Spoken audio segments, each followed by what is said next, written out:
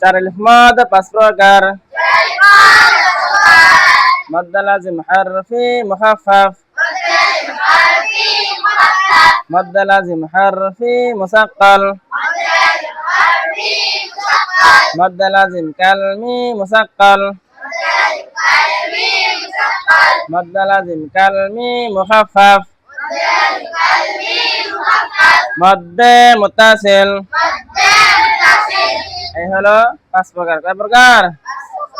এর মধ্যে আমরা তিন প্রকার পড়েছি। আজকে হবে মদ লাজিম কালমি মুখাফফাফ। মদ লাজিম কালমি মুখাফফাফ।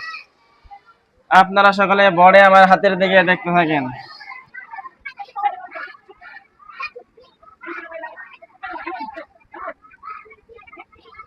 মদ লাজিম কালমি মুখাফফাফ মদ লাজিম কালমি মুখাফফাফ মদ লাজিম কালমি মুখাফফাফ কালিমার মধ্যে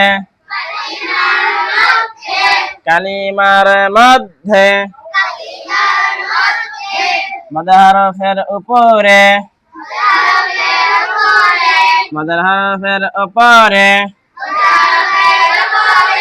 চিহ্ন মোটা চিহ্ন মোটা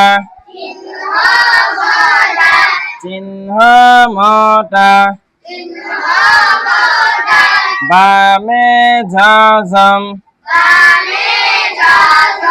বামে জাজম বামে জাজম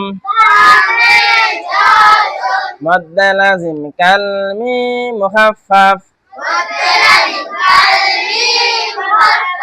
ডান দিকের হরকতকে চার আলিফ টানিয়া পড়িতে হয়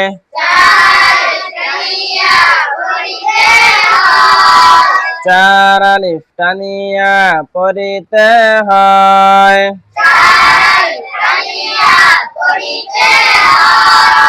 যেমন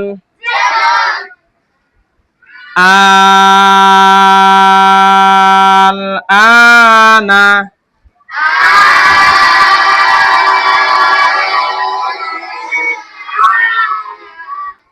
তাহলে আমরা কায়দায় কি পড়লাম?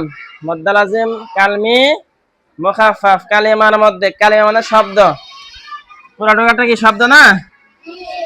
শব্দের মধ্যে মদ হরফের উপরে মদ হরফের উপরে আমরা জানি যে খারা জবর খারাজের উল্টা পাশে কি হয়? খারা জবর খারাজের উল্টা পাশেও ইয়াকে মধ্যে সবাই বলে নাকি? তাহলে এটা আমাদের কি মদ হরফ বুঝতে হবে। এটা কি কিসের হরফ? মদ হরফ। খারা জবর আমাদের মদ হরফ এখানে বুঝতে হবে। তাহলে মদ হরফের উপরে মোটা চিহ্ন। মদ হরফের উপরে কি মোটা?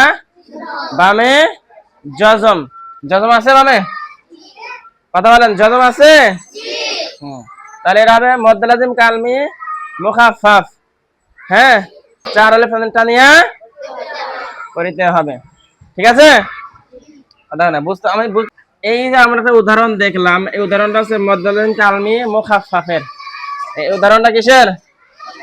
মদ লাজিম কালমি মুখাফফাফের। এই একটা উদাহরণ কোরআন পাকের মধ্যে দুইবার আছে। কয় জায়গায়? দুই জায়গায়। হ্যাঁ, এই মদ লাজিম কালমি মুখাফফাফের উদাহরণ একটাই, একটা শব্দ। কয়টি শব্দ? এই একটি শব্দে কোরআন পাকে কয়বার আছে? দুইবার। ঠিক আছে, মনে থাকবে? ঠিক আছে।